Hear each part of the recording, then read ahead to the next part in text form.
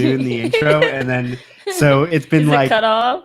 Like I say, welcome to From the Ground, and we'll start at like in the middle of From or something like that the last two times. So like the last two podcasts have probably been weird starts. Oh, okay. Oh wow, first time, huh? Yeah. It's been a long time since we've been just us, and we've had our own sound on. So yeah, that was good. Doing good. Yes. So welcome to the From. Welcome to the From. Welcome to From the Ground Up. It is just Joe and I today. Unfortunately, our guests couldn't do it, but we always have us. Yeah, we always have us. That's depressing. What? When all else fails, just us. We have us, and I don't know. That's good. At least with that. It's good enough for us. Yeah. Hopefully it is good enough for you as well. We always have stuff to talk about. I'm sure it won't be as like educational as a lot of our other podcasts. But yeah, so I just want to talk about like the current state of things that have been going on lately, and then also we are going to talk about transactions gone wrong and upcoming Tinley. Yeah, that's gonna be crazy, huh? Yeah, which obviously we still have another podcast between now and Tinley, but we're gonna hopefully have a guest. As big of an opportunity to talk about it. Well, hopefully we'll have a guest on. Our guest will make it next week, and so we'll be able to do it. Thanks, Todd, by the way. Okay, so where do you want to start? So I just want to start at the fact that we've done finally we had a weekend off from Reptile shows. Yes. Before that, I think we had 3 or 4 shows in a week or in a row. And I have to say, I have no idea how people do shows every weekend. It truly is. I think that's exactly how people end up being those guys who are just on their phone in the chair. And then it's like, why are you doing the show? But you're really bitter because you're tired from doing shows every single weekend and traveling. At least I would be if I had to do it all the time. You're exhausted. And then you also, 80% of the people who come to your table probably aren't going to buy. Oh, a lot more than that. You think more than 80? People that just walk by, yeah. Who stop, whatever, probably 90%. And so you know when to give them your attention and when not to. So I hope we never get to that point. Last year. Yes, that's where we're dialing it back. Last year, when we first started signing up for shows, I remember Joe was like, no, I want to do at least 3 a weekend or 3 a month. And I was like, okay, that sounds crazy. And you're like, but we got to. And we did it. And no, it was good. I mean, we had a good time while we were there, but at the end of the day, you have zero recovery in the weekend. I mean, it's really fun, but it is also really tiring, and the traveling can be a little bit much. I think potentially in the future, if we're both doing this full time, then it'll be easier. Yeah, because it's then the rest of the week you get to unwind a little bit. Right. So I think most of the people who do a show every weekend are doing Snakes full time. And so they have the weeks. I mean, obviously it's not like they're doing nothing during the week. They're prepping for the next week and feeding and cleaning and all that. Yeah, it's the putting the animals back from the show, feeding them all, and then getting them out again. It's like, yeah, it's kind of a pain in the ass to do it over and over again. Sorry, yeah, but they have that time still. They can sleep in on Monday if they need to. Yeah. But so we did our 2 shows in or our 3 shows, Baltimore, Oaks, Havre de Grace. And now we took a break just to catch up on home things. Other things. And we can clean the house. Right. That's just Sunday or Saturday, usually clean the house and do stuff like that. And it's when that doesn't happen, then that's no good. Oh, there's something I wanted to say a while ago. Yeah. Someone who listens to the podcast came up to us at the Baltimore show. We were talking about his collection, and he keeps ball pythons. He was like, Melissa, I know you hate ball pythons. And I just want to make it known to everyone. It is not that I hate ball pythons. I dislike the ball python market. I think that I just don't like the craze with it all. I don't think there's much of a craze anymore. I don't know. Yeah, but it's a whole different mentality. Not the craze of the people, but the trying to get as many morphs in it, that thing, or the let's get the most expensive. There's a lot of the. Then again, we do that in corn snakes. We just don't care about everyone else.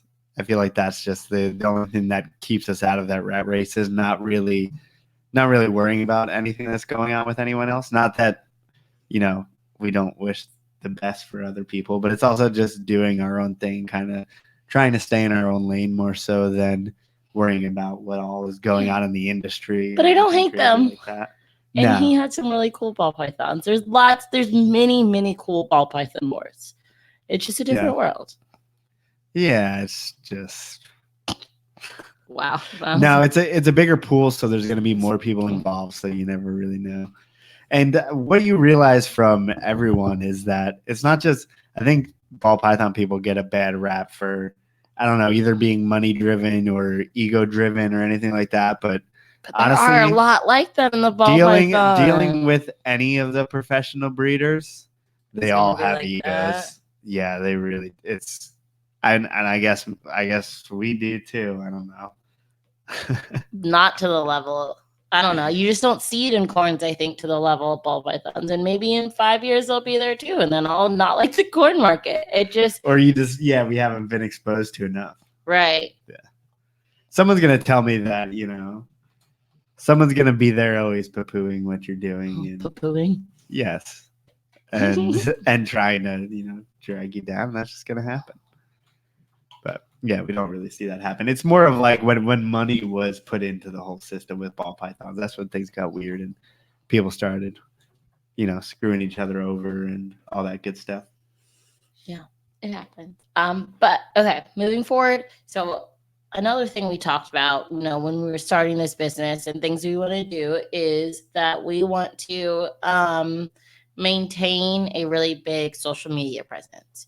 So obviously we do really these big. Yeah. What's wrong with really big? Yeah. Obviously we want to, or excuse me, I can't think. Obviously we do this podcast on YouTube every week. We do our Facebook live streams, we do our Instagram posts, we do YouTube videos. And we set a plan initially. The YouTube or the Instagram is what came first. We started our Instagram and we said we want to post a picture every day because it felt like that was the best way to feed into the algorithm of Instagram. Also, just to get our snakes out there and to get our name out there. And we did that for a very long time and we felt like we were getting growth from it.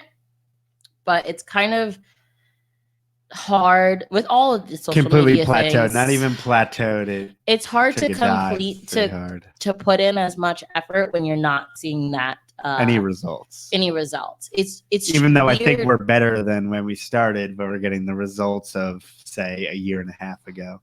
It's hard to keep up the motivation to do it, even though it isn't all about the numbers.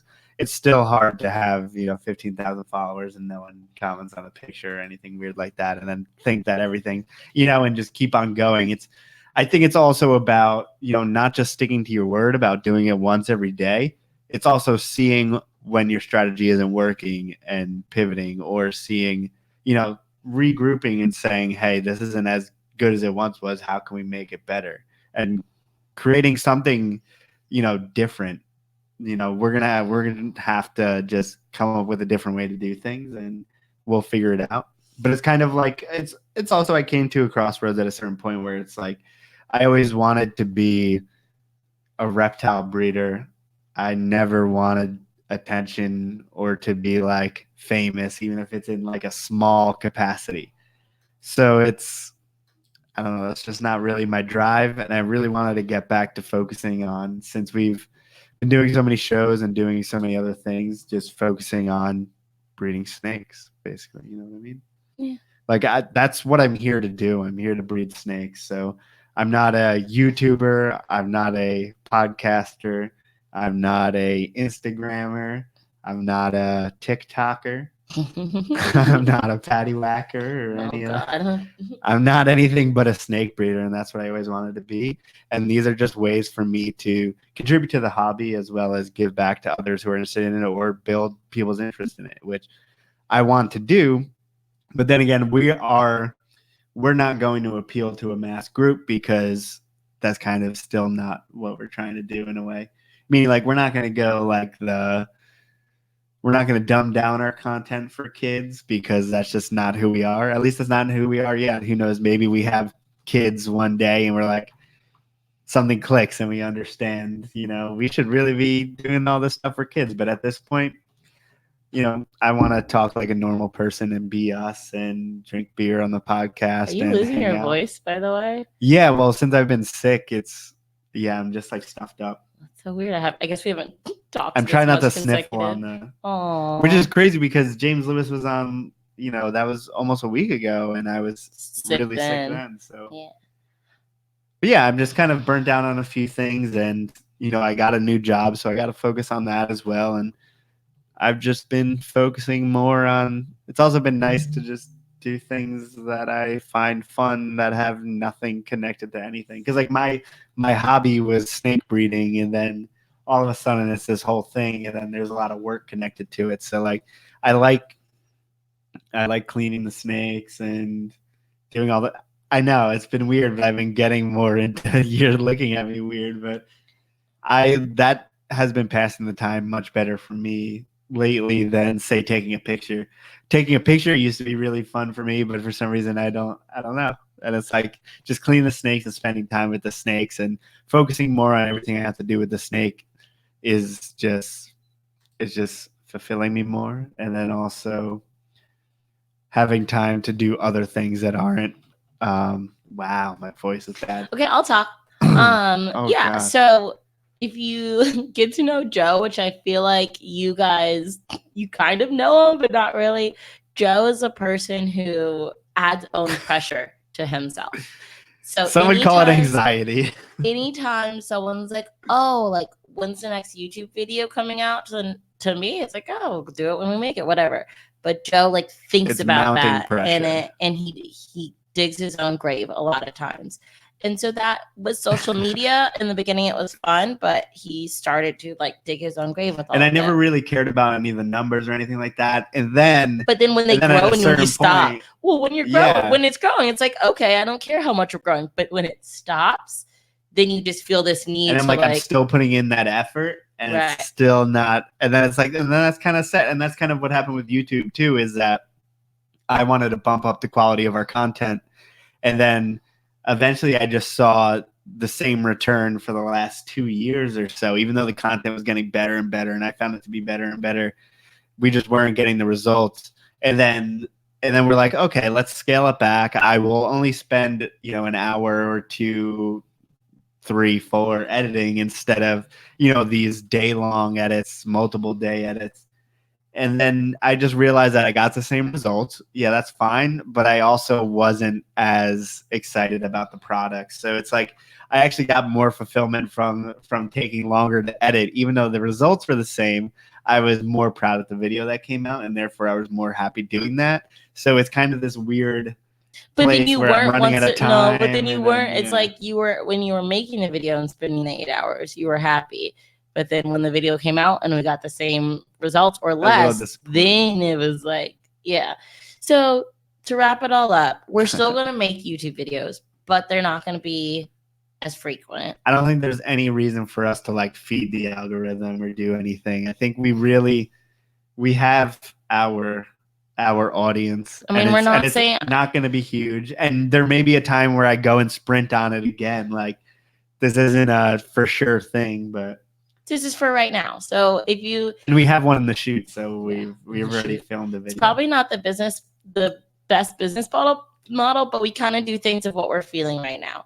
And one thing though we've always said is we want to be transparent with you guys. So like we're telling you right now, we're gonna keep doing YouTube videos, but it's not gonna be as frequent. We're gonna do pictures, but we might miss a day here or there. Obviously, we're not doing the Facebook live streams every day. But when we have something we want to talk about or, when we have a moment, we will definitely do them. At Tinley, I would like to get in some 15 minutes here or there. They might just be silliness, but just to show you guys what Tinley's about. But we just always want to be upfront with you. And we're still trying. The podcast is the one thing I'm saying right now is probably going to be still consistent. Obviously, our days are not consistent. Sometimes they happen on Wednesdays, Tuesday, Monday, whatever. But the podcast is going to continue. And we want to still try to continue to bring you guys a variety of guests. Mm-hmm. Trust me, for every one guest we have on each week, we have messaged 20. Yeah. 20 Especially people. lately, it's been crazy. Lately, people have been pushing us back, whatever. But I think it's important to realize or to acknowledge the fact that like our business is growing and everything's going great, even though we are scaling back. Like it really hasn't affected anything, which is like, all these numbers don't really matter that much. I mean, I'm not saying we're selling snakes flying. They're not flying off the shelf or anything. Monetarily, but the shows have been pretty good. Year. Having the shows and everything has been pretty good. Sorry. But yeah, we definitely want to keep showing you guys things. Love for paws. Look at the corn snakes on Instagram. They're still there. I want to do some videos here. There's also probably like 5 hatchling videos that you haven't seen, or the snakes from last year. Yeah, I feel like no one saw those things. But we do have a video coming up soon that actually do not have any corn snakes in it, but they do have pretty snakes. Close. Cousins of corn snakes. Pretty close. And yeah, when we have the time or the drive, or what's the word? Inkling. No, that's not the word either. Whatever. Yeah, we will we'll put another video out there. But we just wanted to let you guys know where we are with that. Other than that, we are still trying to get so many snakes eating. And I say we. I shouldn't say we. That's a total Joe thing. I have no part. Yeah, that's also the fact that I'm chopping off 15 mouse tails, assist feeding them, and then assist feeding all the EBKs now, and boiling like 25 pinkies, and then thawing out the rest, and then feeding the rest of the collection. Things are just much more labor intensive lately. So that's also, but it's been nice, like I said before, for me to focus on the animals more so than social media and all that stuff, because I mean, at the end of the day, that's what really matters. Right. So speaking of that, we're not like tracking exactly how many we're doing assist feeding and stuff. But do you feel like you've reduced any? It seemed when I went in there last, it seemed like most are either on boiled live or tails. It seems like very few have still eaten nothing. No, all the tails, those are assist fed. No, but I don't think there's any snakes that are taking nothing. Right. Yeah. But I mean, assist feeding is taking nothing. I mean, I'm jamming it down their fucking throat. I don't know how much more of taking nothing you want, but sure. They could still. They're not fail assist, but I just put it down. Right. I put it down further. I mean, that snake's got to eat. Yeah, but they're not like regurgitating the next day. No. What's the longest you can remember of a snake surviving without eating, like without for real eating? Or independently eating. I mean, they can go a good 2 months before you see any. I feel like some any bad declines. I feel like some are on that real soon. Oh yeah, but they're eating, but they're being assist fed tails, so they're getting it. They get some time. They're getting something. It's really not a sustainable thing. You really want to see them go over, and pinkies is too hard at this stage. Those Eastern Black King snakes were very hard to get their mouths open. Really? Those were. Why do you think they were more difficult? Their heads are very, very small, and for some reason, like you can't, like the mouse tail, I can kind of wedge into the top of the mouth and kind of pry open that bottom jaw to start it going in. The king snakes are like, their mouths are closed, and those are like the only king snakes that don't want to bite anything. So the Eastern Black King snakes just come out really, really chill. So I can't get them to get pissed off and bite me or anything like that. Although I did have one take a shit, and then I didn't have my shoes on, and the shit fell literally right on my big toe. And then I was like, oh my God, I want to wipe that off so bad, but I had to keep on assist feeding before I could go and wipe it off. Was I home? Yeah. It was last night. I don't know what you were doing. You were downstairs watching The Bachelor or something. The Bachelor's Not over. literally. I was definitely in the bed doing work.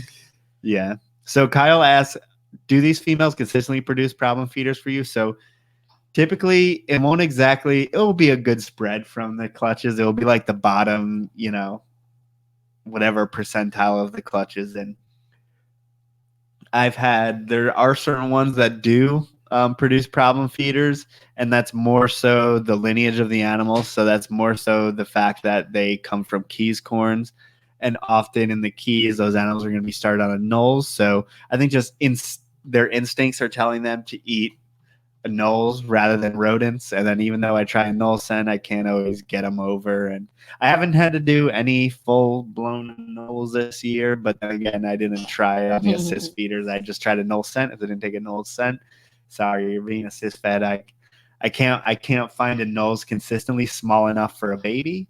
I mean, I could definitely pull them apart and give them weird parts of the animal. Ew. But I didn't want to mess with that at all this year. You haven't tried braining yet? Braining? No, and that is something that I've done with ball pythons, but I haven't done it with rodents. Ugh, I just feel like for the colubrids, and this is I should totally try it, but I'm just saying my thought initially was the fact that it's not the fact that they need more good rodent scent, it's that they actually don't want to take rodents. They actually want to take lizards, and they just want trying to get them to trick them on that. But yeah, and then so it's not consistent across specific females. It's just And then James, the pines took frozen thawed adult mice literally from the egg, which is just crazy because that's when my adult corn snakes are on adult mice, and the Louisiana pines come out of the egg on adult mice. On the things that the adult ones eat. That's so crazy. What do you think a pine would eat a snake? No, not that I know of. I feel like they'll just eat anything. No. So Isaac asked, if you have a bunch of stubborn ones, are you going to try to cool them down? So I have done that before, and like I did that with the Sunglow stripe. And although people have had success with that, I haven't personally, and I just tried it one time. But maybe that is in the cards for some of them. But can you explain that? To be honest, they're going to be too far gone probably by that time. So some people, when they don't have their when their animals aren't feeding from the year before, their animals go in brumation, and therefore you put them down. You can put the animal in brumation and take them up, and then their babies will start eating. They should be hungry, right? Yeah, it's kind of like a reset button for. But by November, December, that'll be so many months of them not eating. Yeah, that'll be interesting. I feel like there's one more. I'm not comfortable with any of our animals that are. I mean, these animals at this point were born, easily 2 months ago. I'm not comfortable with doing that. With waiting till November and December. Nope. Kyle said, "Do those Eastern Black Kings potentially go?" Oh, we just literally potentially, but in the wild, potentially, but that's not happening here, and that is not what people have consistently seen in captivity. So, I mean, if they double clutched, I'm sure there's a certain amount of babies that may go right into brumation, but it's not a species that is specific to that. It's not like, I forget what species do that, but they're not that late in the season. They're typical. Just like around the corns, yeah. Spring breeders, therefore summer babies, and they should be going. And earlier, Todd Danielson asked, what do you ask? I think what type of snakes do we plan to get started breeding? So if you guys saw on our Instagram, we were doing a breeding loan with an MBK, and I am just crossing my fingers. I say that I probably won't even want to touch their babies. I feel like their babies are going to be like the Florida babies, and Florida babies scared me. It's somewhere in between the EBKs and the Floridas. Okay. So EBK is Eastern Black King Snake, which is native to the United States. A whole range basically down the middle of the United States, all the way from, I think, Kentucky maybe be the most northern, which is what we have, all the way down to like Alabama and stuff like that. And then the Mexican Black King Snakes are in Mexico. And then they have some integrating with the Splendida or the Desert King Snake in the southern part of the United States. Cool. So hopefully we can have some of those available for you guys next year. Also, if you saw, we got a Goinai that I have been wanting for so long. We only got one because I'm super particular.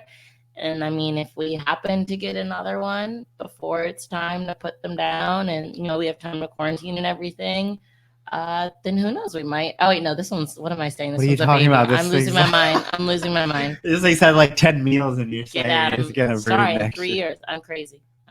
Never mind. Nope. So only the MBK. There's nothing else Next year, nothing else is really new, is it? I mean, we have black rats. We can probably breed black rats if we really try. Well, they're kind of they feel small. Yeah, I know. Some people breed them in 2 years. I don't know what the hell those people are doing. But we'll see. There's multiple, it's how do you grow a black? Well, I know exactly how you grow a black rat up in 2 years, but like, why would you want to do that? I don't know. That's just not right to me. That a corn snake, I give them an easy 3 years, and then this 6-foot black rat snake, I'm gonna push in 2. It doesn't really make much sense. See. I mean, it's only the first day of October, but yeah, they feel small. Yeah. We have a lot of new corns going, but obviously that's just still corns next year. Oh yeah, Ryan asked about the Texas rats or the Western rats, and we have a leucistic and we have a het leucistic, and they from Mike, right? Oh, I forgot about those. But they're just coming up on a year as well. Thanks, Ryan, for reminding me about my own collection. Your own collection. You haven't seen any of the rat snakes in forever. It's our own. Well, that's why I forget about. She avoids pretty much 98% of the collection. She has like ones that she knows she can touch, and that's about it. And Ryan only remembers the Western rats. Did it bite him? The Lucy just like jumped out at him. And, that's why I don't touch them. Yeah. So they're only a year old? Yeah. Okay, so we got time on those too. I mean, and they're growing well. But that's crazy. I say think about it. We were in Philly. We first moved to Philly, and when Mike sent me that package with them in there. Really? Same with Slowinski Eye are looking good, but they got maybe one more year. So in like 4 years, what we're selling could be like very, very different. Yeah, plus more of the same. Well, I mean, obviously continuing. Also, corns, think about all of the corns that are growing up. The corns are the same, but all these different. Like, give us 3 years. We got kings. We got rat. Like, we have our little colubrity. Yeah, it's kind of scary because I have all these animals growing up, but it's crazy to think if everything goes perfect, we could have double the amount of clutches in like 3 years. And so how do we plan for that? 3 years, we have to be in a house. I mean, there's no question. I already want to be in a house next year because we had so many. Not that we're not in a house, but our house touches 2 other houses. It's a row home, so it's like, yeah. We need a full-size house. And especially because already next year, which means we can't be in city limits, right? So this year we had so many incubation issues and birth issues and everything like that. And this was our first year incubating. Probably hatching, not birth. Sorry, hatching issues. This is our first year incubating in Philly because we moved last August, so they had already hatched and whatever. So I feel like our closet or our space that we used last year is not gonna work well again. Just I don't want to do it again because we had so many issues. But it's like in a row home, you only got so many options for where to incubate things, and I don't want them to take over our entire house. And so that's definitely like I wish we could move next year into a full size house, but that's just not in the cards. So we're gonna have at least one more year here, and we just got to find another way. I mean, do we get a wine cooler thing and do it that way, just so it's something that stays closed and everything? No, we have too many for. That's what I was thinking for the wine cooler. I mean, we could do an incubator. I could set up a fridge, but I think I got a fucking fridge in here. That sounds miserable. Yeah, then you need room for a fucking fridge. But they don't have to be. Maybe if we put something that's insulated in the snake room, maybe we'd have better luck. Yeah. But it's just hard. It's hard. Last year, I've used incubation on python eggs, all that stuff, so I know how to do all that stuff. But the reason to have colubrids is because the eggs are easier and you don't have to use an incubator. We just got to keep the room more steady. I wasn't paying attention to it a lot. I was letting it swing because I've been told that that's not really a big deal. Well, and in Texas, I think it did, but for some reason here, it's different. In Texas, we just had it in a closet. Now, granted, it was a closet that we didn't go in that much. We weren't checking on it, so it stayed closed. But in our snake room, it was also in a closet, but it was in a closet where also the hatchlings are. So that door to that closet was open all the time. We were in and out of the snake room, lights on, off, or whatever. And we weren't that cognizant of the temperature too much because we didn't have to be. but obviously each room is different and each city is different. And so I don't know if next year we just like extra crazy about the temps and keep them in that room or try somewhere else. Yeah. I don't know. I would like to keep them in a place where we're not we're not having to like go in it so much. And so I don't know if that means we take the yearling rack out of that closet for incubation time, just so that it can stay closed. And that might be the answer. I don't know. I don't know. We'll figure it out. You have all winter to plan these things because you don't have anything else to do. So yes, this is our busy time. Why? I mean, it's nice to make plans, but I don't really have time to think about this stuff when I'm shoving tails down throats. Yeah, well, this is just what I'm thinking about right now. Ryan and James were asking about like caging and stuff like eventually we're gonna have to buy cages for the black rats as well as the Texas rats and Western rats. Another reason to be in a full-size house. And this is the reason why I took the job that I have now is the fact that I can make a good living and then we can put all this snake money and put it into like caging and stuff like that because I foresee us needing that a lot in the future and I don't want to pay it with my own money. I would rather have the snakes pay for it. So eventually we'll need a cage for the olive and then a cage for all the rats. Cage for the olive. I would love an 8 foot for the olive. Right. And then have 4 foots. Making up the top of it 4 4-foot, or I can't do 2 4 foots. Well, we can have 4 4-foots for the pairs of rats, the black rats, and the Western that makes rats. More than 8. 4 4-foots is 12. Is 16. Am I crazy? What? 4 4-foot cages make 4 cages. What's the math here? I thought you were stuck on top of an 8 foot, on top of an 8 foot olive. Then it would be wider. Are you doing two? They're 8 foot wide. Right, and then you're trying to put 4 4-foots. That doesn't work. Babe. Unless you stack them. Yes, we're stacking them. I thought you just wanted 1 layer on top of the olive. I didn't know you were gonna do 2 and 2. So you're gonna go the olive 2 and then 2. I can do whatever I want. Okay, ceilings aren't limitless. Yeah, you can fit 4 foot though. You can easily go 3. Okay. Have you seen Owen's room? Yes. He has like 4 layers. I don't like rooms like that. And I know a lot of snake people have floor to ceiling cages. Yeah. But it just feels I feel claustrophobic in that. I don't like floor to ceiling. Well, cages. it would look different in our room. Just because his has a few in the turns future that doesn't exist currently. No, our room's right here. We're not getting the cages till we move. But okay, so an 8 foot cage for the olive, 4 4-foots for the rats. Anything else? No. I like Justin trying to do your math in the comments. It's pretty funny. I don't even know what you're trying to calculate. It's like, I don't know. You just stack them on top of each other. I don't know what you're talking about. Okay, I give up. But we have more than 4 rats, don't we? No, we have Everglades rats and we have gray rats now, but the gray rats really don't get that much larger. Some of the black rats will. The Western rats might. Realistically, it is how much you feed them. To where 7 feet is a good animal, but a lot of them really will be more in the 5 range. I'm sure the way we feed at least. We'll see. Todd said the racks that Emily and Ed got for the bulls seem to work well. So those are, I believe, what's that company with 3 letters? All I know is AP, which is obviously not 3. Right. So they're basically like the Freedom Breeders, and then they have the windows in the front. ARS. There you go. Thank you, 3-lettered rack company. Wow. Thank you. I like how everyone just piled on ARS. Oh, TGR is 3 too, though. And that's not what you were thinking of. And that we own TGRs. Yeah. You should know that. Yeah, but it's basically like a stainless steel rack, or I don't know if it's stainless steel, whatever the hell it is. But they got the windows on it. It's the Boer breeder tubs.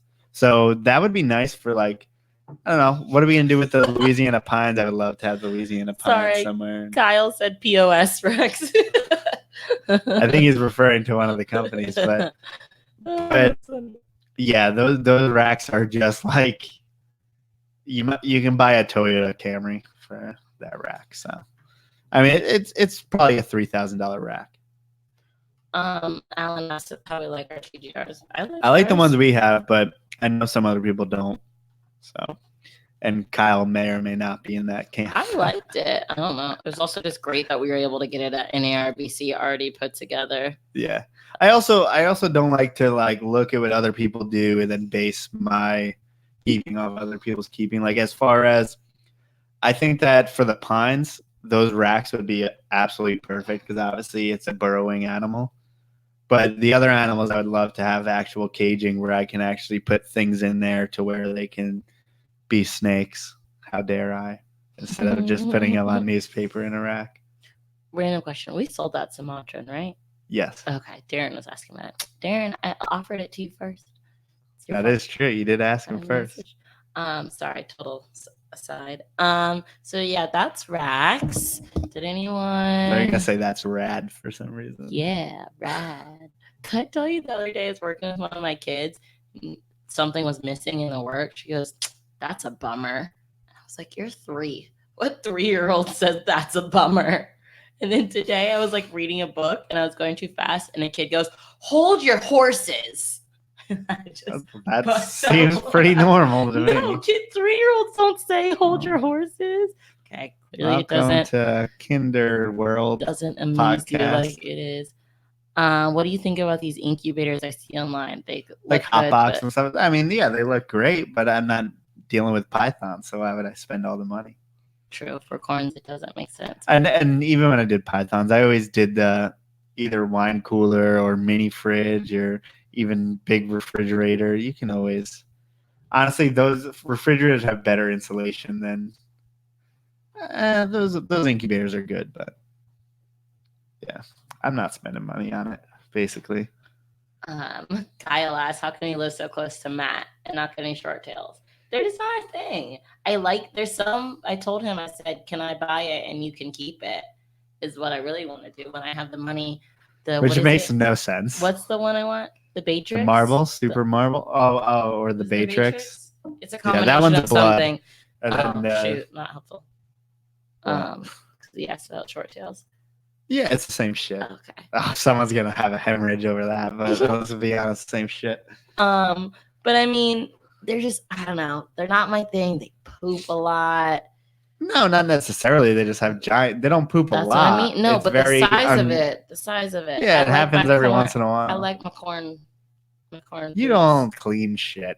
But when I have to, you want to see me clean less because I can. It's easier. It's easier to clean up after short tails. No, granted, they do keep the short tails here. You can keep them on paper towel, and it's easy to dump that. But they're just not a thing. But there are some pretty ones. But everyone has a thing. Now I do not Dream World, but like if had the space and just want to do some more pets. I love his Scanzinia. If you guys haven't seen, check out Matt of Philly Herpetoculture. His Scanzinia is really cool, and I know he worked really hard to get those. And it's just a cool thing. Other than that, someone said Matt Mental is the bomb. They poops once a yet. They're also talking about Sea Serpent Max. Since we're talking about Matt, should we talk about Tinley? Should we go into Tinley, or should we talk about the transactions? Let's do what we were supposed to do. The transactions thing next? Yeah. Okay, so from a suggestion from a very loyal fan, I like being only AKA Kyle, who's in the chat right now. You don't have to say it. I was going to do some lead up. I was going to add some. Kyle chats with us and talks with us and always has good input. He gave us an idea for a show, which is perfect tonight for when a guest drops out. Talking about transactions gone bad. Kind of what are the expectations of the seller? What are the expectations of the buyer? Retribution and all of that. And actually, it's funny the timing he brought this up because 2 weekends ago at the Baltimore show, we were talking to our friend JT, and he bought what did he get from Eric? Arian Gile, let's say. Okay. Or Pop one, depending on who you're talking to. We got an IJ from Eric Burke, and shortly after he bought it, it died. And he took it to the vet. I think it was like kidney. Yeah, it had some type of organ failure that neither Eric or JT could ever do anything about. Right, or know anything, whatever. So he just messaged Eric. He's like, hey, just want to let you know, like, this is what happened. And Eric being the awesome... And JT was like, not expecting. Right, no expectations. And I think, to be honest, I'm sorry, that's what the buyer should... I don't think a buyer should have any expectations for any sort of retribution for that. You know, and he had the animal for like a few weeks or something. Like, it wasn't just the next day. To me, when it's just not... When it's something that was totally out of control of anyone...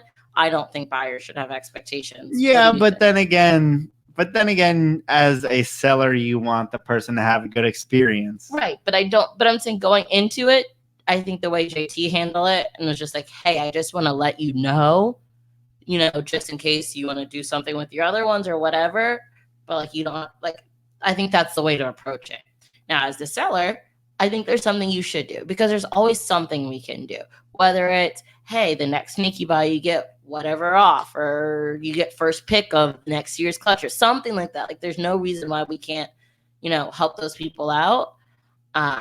But Eric, because he's awesome, he went above and beyond, and he sent JT another snake. Also because Eric has a million. I felt like I was just trying to move you along in that story because I know Eric's listening and he's like, oh fuck, what did I do? Like, I hope this ends well. And he did the right more than the right thing. You think he was nervous? But Eric does the right thing all the time. I get nervous when anyone talks about me, like if NPR did or something. He was like, oh, Joe. I'm like, oh no, what did I do? We never talk I hope this ends okay. Wait, does NPR talk about you? Do you get talked about on NPR? We come up every once in a while. Oh, you got to relay these things to me. I don't listen. That doesn't mean that I have to. It's hard to. You heard on her Herpeticulture podcast. Hey, babe. Wait, we're on there. They talk about us on there too? Holy fuck, never mind. Okay, since Joe sucks about this, my friends, will you guys let me know when any other podcast mentions? But basically, Eric replaced that animal. And moreover, he replaced that animal. And now I think that was like going above and beyond. So that's an example of a transaction kind of gone wrong. Like, it dies weeks after and out of anyone's control. Buyer, I think, has, and people may disagree with me. People may think that the buyer should have expectations, but I just don't. But I think on the seller, you do what you can to make it right in some way. Other transactions, when FedEx messes up, what do you think buyers' expectations are? So for me, and we have done this before. Do buyer first. Okay. As a buyer, if your snake dies when you're buying it, like, what would your expectations be? So, I mean, I'm looking at tracking, and then if I see that it's delayed, I hope that the seller is at least getting in contact with whoever their third party's, provider is, whether it's Ship Your Reptiles, whether it's Reptiles Express, all this other stuff. They usually have a contact because FedEx, if you just go on and try to find a number, it's just not going to work for you. That's why like someone like Ship Your Reptiles, at least for us, is super pivotal because they have that point of contact in order to get to FedEx and kind of know exactly what's going on. So I would contact the seller and say, hey, I see it's delayed. Like, do you have any updates of what's going on? Then I, as the seller, would go contact Ship Your Reptiles, and Ship Your Reptiles would go contact FedEx, and then I need to get back to them. So we've had packages delayed for quite a while. I think it was like at least 24 hours or so. And an animal ended up dying in shipping. Right. And so what happened is the buyer got it, and obviously I felt terrible. And I replaced it plus some. Yeah. And it's weird. And listen, because... it's not our fault, right. but we did take out shipping insurance, which we do, which is also why we use Ship Your Reptiles, is because they have that insurance. So if an animal dies, or even if the package arrives late, you are entitled to that refund. So, which is huge. And it's weird. It's funny because even though this is obviously out of a seller's control too, I feel like the buyer should expect to get that snake replaced. And I don't know why. To me, like kitty cancer or something like that is like different out of your control. No, shipping is enough within your control to where Yes, the buyer is entitled I think to they're either entitled another to animal or some type of retribution. Right. And for us, thankfully, with coins, they pop out so many eggs that we're able to replace it easily most of the time. Now, you might not necessarily get the same gender, which really sucks when I know we're But selling. it's also like, hey, I may upgrade them also, meaning it's not a big deal. If you really want a female, instead of that fire, I can upgrade you to a sulfur, which is an extra gene, and I can give you that female. Right. So definitely. What are other transactions gone wrong? So someone in particular sent us a bunch of pictures of a person that sent them an animal that had mites. Yes, I know. And a couple had people mouth told rot. us about that. Which, by the way, if you ever get a shipment with an animal with mouth rot, that's really bad. Honestly, like, I don't know how bad your husbandry has to be to have mouth rot, but I've never had it in any of my collections ever, and I've kept a lot of snakes. And it's like, I don't know. I'm sure it happens, but I think your husbandry has to be total dog shit. I'm going to be honest. I don't know enough about mouth rot to know. Yeah, and then so if that happens, one thing to have it, second to send a snake with it. Yeah, it's pretty obvious, honestly, when a snake has mites. Look it over, do whatever. I mean, if your collection has mites, you know your collection has mites. I mean, that's not really. Yeah. I don't know. Unless you're super unobservant. And then when you're packaging up that animal, just look it over, man. Do a little 100%. Bit here. So, yeah, that's super, super important. And I think if you, for the person who, if you receive a snake with mites or with mouth rot or with any an RI, don't send, yeah, any of those visible things. I personally, as a buyer, would not want another snake from that animal. No. I mean, from that person. I'd want my money back, though. Yes, I would ask for my money back, and then I would never talk to that person ever again. Yeah, and even if in this particular case, it was that person basically told them he was lying and just basically blocked him on Facebook, which is the easy way to go to. I've heard that so many times. When you don't want to deal with your problems, you just block them. Yeah. And it's unfortunate for that buyer, but the thing is, you block them on Facebook, but that does not block them from spreading your name. For me, that is the green light to say, light this bitch on fire. we're about to fucking make this the most famous and paste in motherfucker in all reptiles. And just talk bad about you, because I mean, you're asking for it at that point. And if you're gonna say this hobby is supposed to police themselves, then I'm the fucking sheriff in this bitch, because I'm about to tell everyone about this person, because that is not the right thing to do. And also, the animal came in a package with literally just a snake bag with the names of old snakes crossed off of it, and then Python put on it after, and then literally just placed into the insulated box without any packing material or anything. Like, total scumbag. Not even trying to be a decent human being. Not everyone has to be a Garrett Hartle, but at least Target does some worse packaging than that. Come on, y'all. You just gotta try. Just try a little bit. Just try a little bit. Yeah, but clearly that person wasn't into the whole trying thing, and that sure is going to happen. But we should sure weed out those people, because they're not doing the right thing, no matter what. If that's what they're doing, right in front of your face, I couldn't imagine what they're doing where we can't see. Yep. And then also, like Isaac said, have people ever tried to scam us? I don't know, because I feel like we don't let ourselves get scammed. Yeah, that's the thing. I have gotten scam emails and stuff like that, but I know there's that whole I'm gonna have my secretary get it to you in the morning. That's a very common one. One of them once. Oh yeah, I'm gonna have my secretary. It was weird. Yeah, it's a very common Craigslist scam or whatever. And some people have tried it in ones. There's the Google your number. Text yeah, but people have tried that in snakes. So they've tried. I'm gonna give this to my assistant, and I've had people forever try to get me to send an animal without payment, and that's just never they're gonna just happen. no. I don't care if you're the Pope. I don't give a shit who you are. Yeah. I'm not going to send anything. And then also, yeah, I don't know how you get scammed. The thing is we have a reputation, so we are able to say, like we did this trade not too long ago with a guy I didn't know. And he's like, I don't ship first. And then I'm like, well, you do I now. didn't ship first. You're like, well, who's gonna ship? And I'm like, hey, this is our business name. Here's our page. Here's our Instagram. Here's our website. You have some clout.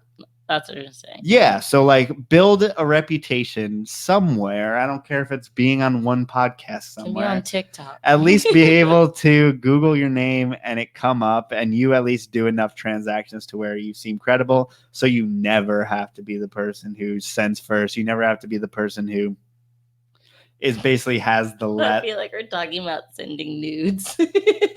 Sorry, that really so terrible. Really is nothing like that. I don't know what nudes you've sent, but I'm sorry. Did that guy's ball pythons end up doing fine that we sent to him? Yeah, I don't think girls ever really want nudes, by the way. Just a good hint. Well, I mean, like unsolicited dick pics. Unsolicited, no, not unsolicited. Sorry, this got R-rated real quick. I'm gonna bring it back to. Well, that PG. was all 100% me. All 100% me. So, I know multiple snake breeders who have traded things. So, not us. Not us. So we were talking about that the other day. Being with you, I thankfully don't get any of the gross side of males in the snake world, because obviously we're together and it's attached. But I know some females out there get the not fun part of the males in the snake world. Yeah, and then also some snake thoughts really. You like that word? Yeah, it took me a second. I haven't heard that word in a while. I thought you were talking about the actual word thought. I got confused. Yeah, some of them also take advantage of that as well. Yeah, so maybe there's more scams and transactions gone bad, and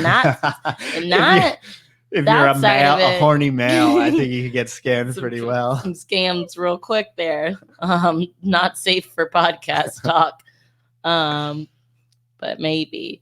Yeah, I don't trust anyone. That's really I don't know of any situation where we've taken anyone's word for anything. Unless it's like Mike Kosicki, where I've shipped out the same day, but like we talk on the phone and never met Mike. But it's funny because you've never met Mike, right? But we've been in constant just contact, built this online relationship, which one day we're gonna meet him, one day. But yeah, you just have to always keep your guard up a little bit with snakes. I think you can never be too trusting, and the people I know who've been scammed or fed issues are too trusting. Like when someone says they want to put your name on a wait list, that means nothing. Like we're gonna put you down, obviously, but that doesn't mean anything. We only do holds for 50% deposits, and if it's under $200, you don't get that 50% deposit. Yeah, that's the whole thing. People often, it's a common thing in snakes, especially the higher dollar ones where you start having tabs with people. And that's where you get into trusting someone. And that's obviously it depends on the person. But we know plenty of people who have running tabs with people, and then the people just kind of disappear, or something happens and they kind of get out of snakes. And then it's like, you don't have any collateral for that money. You can't go take the snakes back. I mean, and no snake breeder is going to have money to get a lawyer and, do the right thing. And they probably didn't have the paperwork in the first place and a contract in place in order to hold them liable to pay them back even. Like, it's all a mess. Yeah. I guess luckily we don't sell snakes that require that. Luckily or unluckily, I don't know. But I would say even for anyone, like don't take deposits under. Maybe your number in ball pythons is $500. Maybe it's $250, but ours is about $200 typically. So I'm not going to take a deposit. I'm not going to, for anything small or crazy. And Any we don't other- have any like loans out with anyone. I don't send a snake until it's paid in full. I will hold that snake for a year. I don't give. Partially because we can't keep track of like stuff like that. Yeah, I don't want I'm not to trying be keep track of how much you messaging someone owe every or whatever, month. like, And yeah, for your money. And no, I can't do that. We can't even keep track of our own stuff. We're definitely not doing that. Yeah. But yeah, I think we have a snake right now that we've had for like months. Yeah. For someone, we don't care. No. You paid for it when your day, like someone couldn't. They were gonna come pick it up. It's been like a month. Now we're gonna ship And like it. just life happened. Oh, by the way, are we shipping that this week? Did he ever get back to us? See, right now, you guys see, we can't keep up with our own stuff. We're definitely not keeping up with yours. Yeah, so it's like I held that snake for like a couple months, and that's really not a big deal. I don't care. No, Okay, so we'll just wait for him to get back. And even if something, and I know I've sold multiple snakes to him, so I know he's legit, first of all, so that's why I'm not freaking out that like he's not getting back to us. Really not a big deal, but yeah, I'll keep that animal for however long. And I know someone who did that for me, so I do it for other people. And so yeah, shout out to Cody at Pythons Gone Postal. He held a snake for me for like 6 months because like half of my collection was dying at the time, the ball python stuff. So that all happened. I was like, sorry, I can't have another snake come in and die. Yeah, essentially. And that was the most expensive snake I ever bought. I think it's still. Well, it was a blackhead ball python. How much was it? It wasn't. Most people are going to be like, yeah, it's not a lot gonna at all. pain me though. $1,000. Oh, I thought you spent that on one of those guys. No, the olive was $400. The water was about $200. The water's only $200. That's crazy. Damn, 1,000. How much were the? Well, yeah, true. It was on the single snake. You spend a bunch on the corns, but those were a bunch. Yeah. How much are the palmettos? Palmettos were about 1,000 as well. Yeah. Thankfully, you made all those big purchases before you met me, because we'd have some tiffs. I bought the palmettos when I was with you. I was like in the beginning. Yeah. If you try to drop $1,000, you've been holding me back ever since. Okay. Let's not get into that. Het Scaleless. We don't have any Het Scaleless. Yeah, he's fucking with us. Oh, Jesus. Why you keep doing that to me? Yeah, so as far as those amels with the scaleless heads, it's been something that's been happening in corn snakes for a while, but no one's ever kind of tried to trace it back, it seems. But it seems as though that scaleless, that malformed scaleless frontal scale that's malformed occurs only in 50% of the clutch from the mother, and then it's only happening in amels, but all we got in the clutch was amels. And from all I've seen in the hobby, it's always in amels. So the thing is, it may be kind of like the leucistic gene where leucism, stripping the color. When you strip away the color, something weird happens with the eye formation. Therefore, when you strip the melanin, maybe something weird happens with that scale formation. And it's only missing a head or missing a scale on the head. Like it's never like we're missing a scale randomly down the body. It's the same exact scale. Yeah. Sorry. It's only that one in the middle scale here. And so I don't know. It's weird. We probably should have asked Travis when we had him. Travis, when you listen to this, text us your answer about it. Thank you very much. But it's very interesting. Maybe next year we'll get other things in the clutch to see if it happens, but it seems to only be. It's like, if I get an anery that has it, then that'll be fun. That'll be interesting. I don't think it's going to happen, but it would be funny if it did. And no one's ever tried to breed them together. Then I guess I could start a line bred scaleless head, most disfigured snake. I mean, that's really how I feel about it. I mean, I'm interested to see like what causes and why, but I have no interest in making our own line and making it worse. Yeah, we don't need to breed that together. I feel like that is the line that people are consistently trying to cross. It's like, how do I fuck up this snake?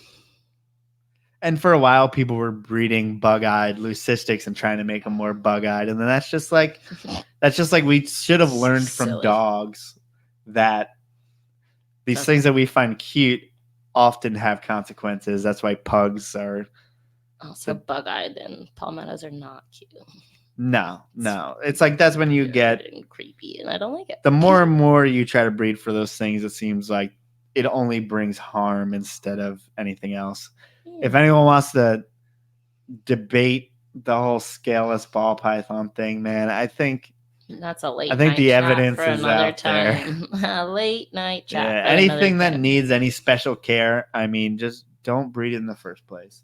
That's just like a bulldog that you can't bring out on a hot day, or else it literally keels over and dies because it can't breathe. Why would you want to bring that into the world?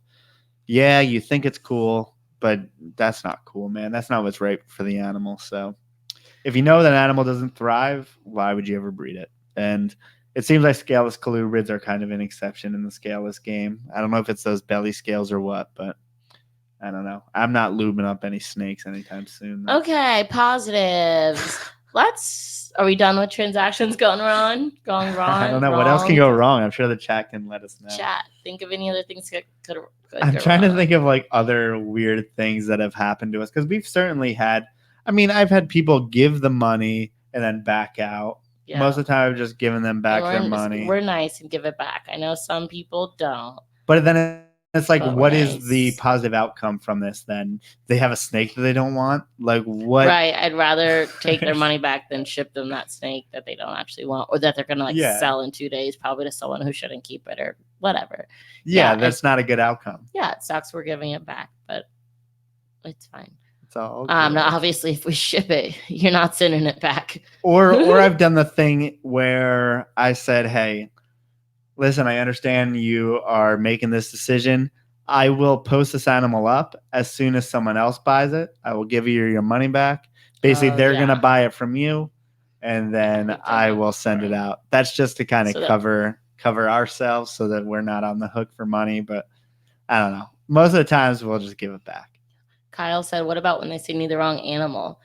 We have never actually had that happen to us, but I know in some of the bigger snake, in the bigger snake world, I know there's been issues with that, and people saying, no, I didn't, this is what you asked for, this is what you bought, and the person's like, no, this is the one I wanted, this isn't what we talked about. And I think with that, it is really important to have records, man. Those screenshots, we're in the world of screenshots. Screenshots will save you, or, screenshots will be your evidence. Also, Kyle, come on, man. Stop buying from weird people. What are you doing? You have all these stories. You got to... Kyle, choose your people better. Well, it's like, I don't think I have many horror stories, because I've been very, very picky with who I get animals from. And I think that helps. So as a buyer, you have to just be very picky. And sometimes you do get that once in a lifetime animal from someone who's weird. And Kyle said he got it from someone bigger, which is funny because that happens too. We did have, obviously not that. But I want him to explain it. I'm interested. Message us later. We did have, we literally sent money and purchased a snake from a website. And then they're like, oh no, we're sold out of this. But I mean, they are bigger, but they're known to not be. I didn't trust it. Like, I had to do it. There's these particular animals, so I said, okay, I'm just gonna do it. I don't even remember. I don't love the source. We're getting. It was Baird's Rats. Baird's Rats. Oh, okay. It was Baird's Rats, and I was like, screw it. Yep, well, let's do it. They're adults. This is perfect. And then like 2 weeks go by or a week go by, and then I have to email them, and they're like, oh yeah, those aren't available anymore. Okay, good to know. Can you give me my money back? Let me have that money back. Thank you. Yeah. Like you didn't think that maybe you should get in contact with me because you saw that I clearly purchased a snake off of your website. Now there's only like 5 people that you can buy snakes directly off their website that aren't us. And so you guys can probably do some math, and it's not who James and said. it's not actually, it didn't actually bother me that the snake was sold out. It's that it took us reaching out to them. That's what made me more mad. Like, I'm sorry, if they are big enough that they have like an accountant person or someone running their online, like it's not just like us in our office. Accountants don't do e-commerce. Sorry, not accountants, but a Shopify person. Well, isn't there someone tracking? No, Kyle, I didn't get from Backwater. That is isn't just there people that's just tracking the income? I don't know. Whatever. Yes, accountants track the income, but someone would probably manage their website. They have a dedicated person in that. I'm like, that was your job. If you notice someone sent payment for something that you don't actually have, it shouldn't take 2 weeks and us messaging you to get our money back. So that's technically, I guess that's technically a transaction gone wrong. But not as terrible as really Kyle's. Get screwed over in any way. We got our money back. It was just kind of annoying. Yeah. And obviously Kyle's situation is much worse. He got a snake sent wrong. He got too much going on. And then another guy, Corey, said people were receiving a snake, then telling PayPal to refund them, saying they didn't get it so they can get it for free. I've never heard of that, but that is some scummy stuff. So if anyone wants to know, you can't actually, like when you pay for goods and services, it actually none of that PayPal insurance or whatever, when you try to get your money back, none of that applies to animals. So when you're trying to protect yourself by paying goods and services, because that's supposed to give you buyer protection, it actually doesn't even apply to live animals. So technically, you shouldn't really even get your money back. So just so you guys know that for future, when you're trying to protect yourself. And also, that's a lot of work. I know someone bought a snake from us recently, and like there's this weird glitch from PayPal, and PayPal like charged them twice, and they're trying to get their money back from PayPal, like rightfully so. And it was a struggle. It happened. It took him like 2 to 3 weeks to get him his money back. And I've had issues with PayPal other times, and I just gave up trying to get my money back. You have to really like hound. It's annoying. So these people who are doing that on purpose, that's a lot of effort. But I mean, I guess if it's, I don't think it works because they're not actually protected. So they don't get their money back. No. Okay, but they try, and that's messed up. Yeah. And that's another person who I think deserves to be blasted on the internet. I mean, yeah, and then there's just some people to where it's pretty obvious. There was if they have like one profile picture and like 5 friends, and they're trying to sell you snakes, just don't even mess with them. So yeah, you really just got to know someone who, which kind of sucks, I guess, for first time buyers, is they don't always have the education to know who's legit and who's not. And typically they will say Google, and the first thing that comes up will be a not legitimate source, aka Backwater, which is like, I don't know, they like drop ship animals, and I think they all come in half dead. But cool. Yeah, so that's like, just because they have good SEO doesn't mean that they're actually legit. But at least if you come up with, triple L, you'll get an animal. Bare minimum, guys. Bare minimum. You'll get an animal sometime. Let's not talk bad about people. No, this is the positive podcast. It's always the positive podcast. Always. Sorry. My headache had the reading rainbow. Although I feel like, YouTube's been so positive for so long. Now it's like people just do negative videos because that's what gets that's views. That's a thing now? Yeah, with like cryy faces and shit. Oh, lame. Yeah, so Kyle, there's also like there's BOIs, Board of Inquiries, on Facebook with reptiles, but I think some of them have even gotten taken down. So what's a Board of Inquiry? So it's basically when you're saying like, oh, good experience, bad experience. Oh, that's like that good guys and bad guys. I've seen the good guys and bad guys groups multiple times. But also don't like go crazy and give negative reviews. Yeah, no. I think that's another expectation. Like, if one little thing happens between a buyer and a seller, and especially if the seller, makes light of it, if you're going to share that, or not makes light of it, makes it right in some way. It right. If you're going to post about that, you better include how the seller made it right. I've seen sometimes where people post like what went wrong and make that the focus and don't make how the seller made it right. And I think that's really messed up, because if the seller takes the time to make it right, that should overshadow whatever went wrong. I got an eBay review for springtails. I sent her out a springtail and then they came in dead. But I told her to set them up because, quite frankly, when you set them up after, there's probably still a few living, maybe some eggs and stuff like that, and they'll start reproducing. But so I was like, okay, just set those up and I'll send you more. And then I sent her two, instead of the one that she ordered to replace that one. And then she said those were dead. I said, set them up, do all this thing. But I'm like, listen, I put an ice pack in there. They're in an insulated package, this bubble package inside a small flat rate box with the ice pack. There's really nothing more I can do. I'm going to refund you the money. And I refunded her the money. And then she left me a review. She was like, I was unhappy with the product, which made me feel kind of weird because it wasn't the product. I don't know. They're springtails. It happens. They died. But then she was like, the bar did everything right in their power to make it right. So it was nice. I got a positive review out of it. It has nothing to do with money at a certain point. Yeah. A lot of us aren't making money on snakes or, definitely not on springtails. Someone like us or Eric, we don't see it as very transactional. We would rather make it right than, say, make money on this certain thing. And that's what I feel like everyone should do that. Honestly, all snakes cost the same to produce. Therefore, if you sell a $500 snake and then you need to replace it with a $500 snake, I don't see it like I lost another $500. I see it like I lost another $25 because that's probably how much it costs to produce. And so I would protect your name well before you protect your wallet. That's just super important to keep your name good in this industry where there is no legitimate way to keep track of things. Everything's word of mouth. You gotta keep your name clean. 2 questions. 1, where did this woman live that you were sending the springtails to? North Carolina or something, so not even or too Florida, far. maybe. 2nd, do you really think after you sent her 2 with ice packs and it was insulated, do you really think they were all dead?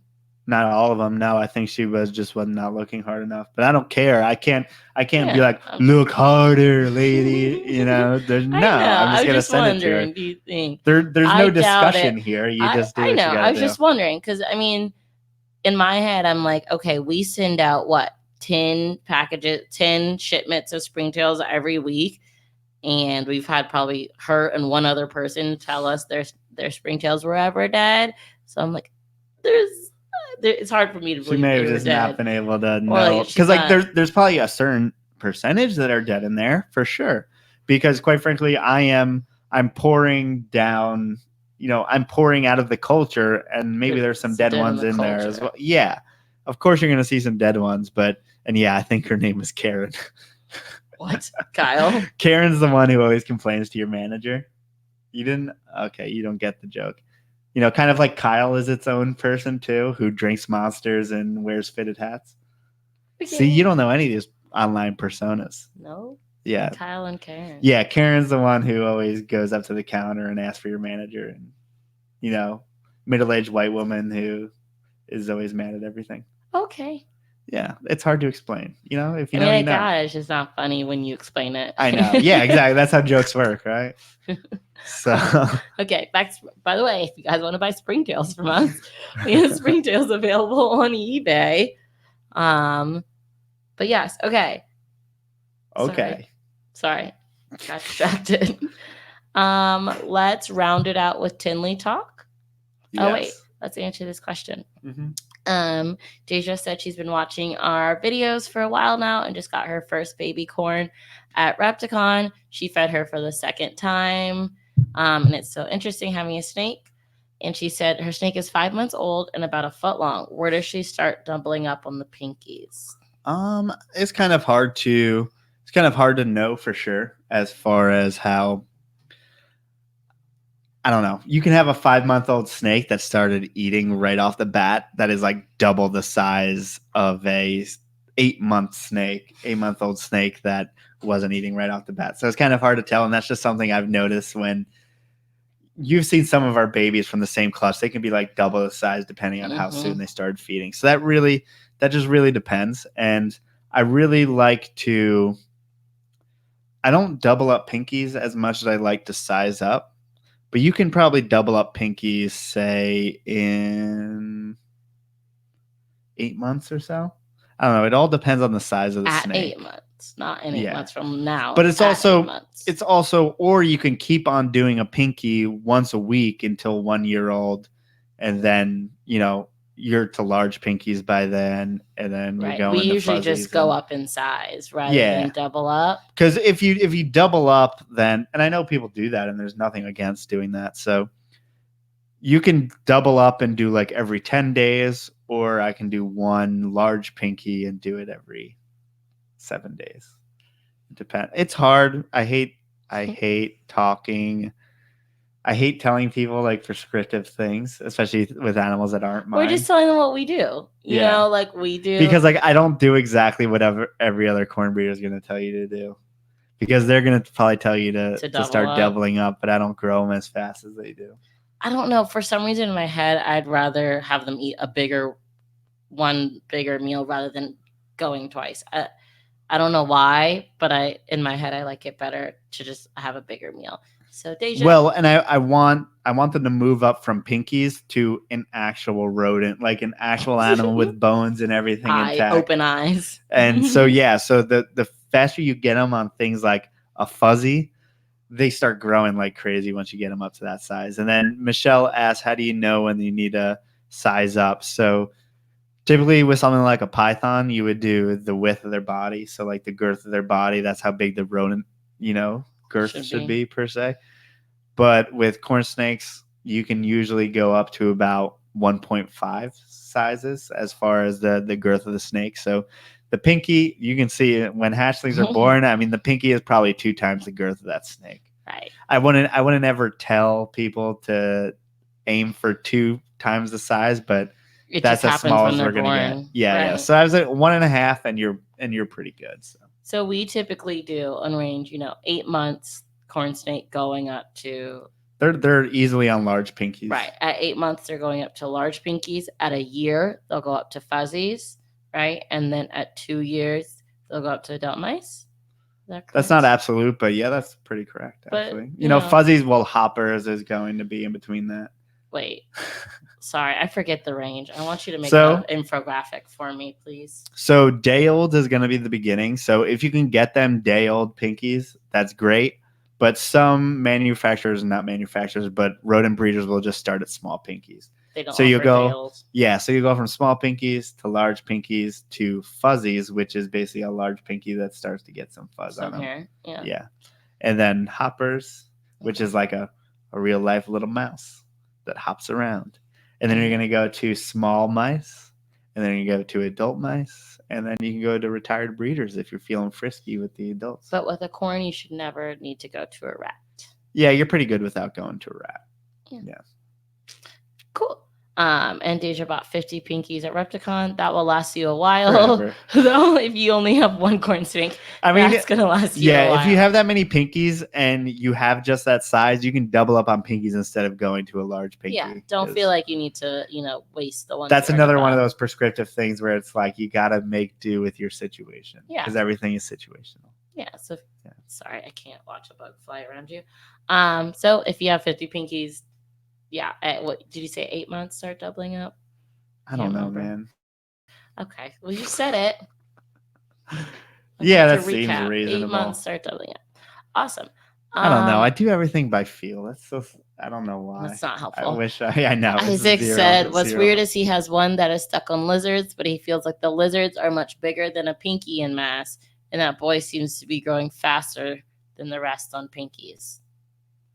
I mean, that's definitely possible as far as that animal, I would assume, has more nutrients in it than, say, a pinky. A full-grown or in a knoll with all of its, all of the bones and the meat and everything. In comparison to a pinky, which is like skin. Smush, or not smush, mush. It's literally just mush. Mush. Yeah, so that does make sense. And I think that most of them in the wild are going to start off on a knoll as well, in the southern part of their range. You think a hatchling corn is going to eat in a knoll right off the bat? A young knoll, yeah. Wow. That feels way too, I don't know. There's so many knolls in Florida. But and like we said, anoles have like the bones and all that. Like I can't imagine our little hatchling babies digesting bones or anything. Like they're so small. They do not seem like they can handle bones. I don't know. They can handle bones. They're not ready. I can't handle Yeah, bones. there is a chart somewhere. If anyone has that chart. A good chart. But that will we also can give you share. like a, I don't know, it give you a bigger corn snake. Well, a chart that we agree with. No, yeah, there is one on one of the corn snake groups. Find it. So, and we it goes should by start- month, and it gives you the Ooh, amount. perfect. Then we don't need to Yeah. make one. Someone find it, please, Jamie. Yeah. If you catch the reference, there's no one actually named Jamie here. But So you we to have know the Tinley reference. coming up. Okay, so we're gonna actually talk about Tinley Yeah. now. Okay, so if you guys don't know, NARBC, which is a national Oh, no, shoot, you're I'm gonna do gonna this fudge it now. up. You're National already fucking it up. Association of Reptile Breeders Conference. North American Reptile Breeders Conference, I suck. or the National Association of. Because that makes no sense. North American. There's no Reptile- fucking association. I realize it made no sense. North American Reptile Breeders Conference is in Tinley Park, Illinois, which is basically Chicago. I mean, it is Chicago, but it's not Chicago at all. But it's a suburb. So of that's Chicago. what basically means for all you who Joe needed to correct Suburb me. of Chicago. That's what basically means. Thank you for the man. No, it's for so the it's like 40 mansplain. minutes. Basically. Get the fuck out of The here. rest of the world doesn't know what Tinley is. Are we going to sit here and really talk about the word basically? Yes. Get off. But Tinley Park is basically Chicago. I had to say it again. And it is the biggest reptile breeders show, bigger than Repticon. I definitely don't agree with this corn snake chart. You could have typed that. I was in the middle of a sentence there. Shoot, thank you. Okay. The biggest conference in North America, obviously. And we are going this year with our friend Matt Minatola. And I don't know if someone named Kevin is coming. I don't know who Kevin is. Rob did say earlier that there's a Kevin. Is that the same Kevin? That's Kevin McCurley. I should know these things. I don't know. A little bit different from our Kevin, I'm sure. Whoever this Kevin is. I don't know. Not important. Wow, Kevin. How do you feel about that? I don't even know who Kevin is. He's riding in the car with us to Tinley, apparently. I don't know. You're already shitting on him. I don't know who he is, so it doesn't count. I'm so bad. It's the biggest reptile breeders conference in the country. Fucking I can't Kevin. talk. Stop it. Stop it. Isn't there Kevin on South Park that they make fun of? Don't think so, but I haven't watched South Park in about 8 years. But we are riding from Philly to Tinley, which is about 11 hours. We're going up on Thursday. We'll get there Thursday night. Maybe Joe will let me go get a deep dish pizza Thursday night. Yeah, I would rather. I mean, you might as well just stab me in the stomach. Okay. Little excessive.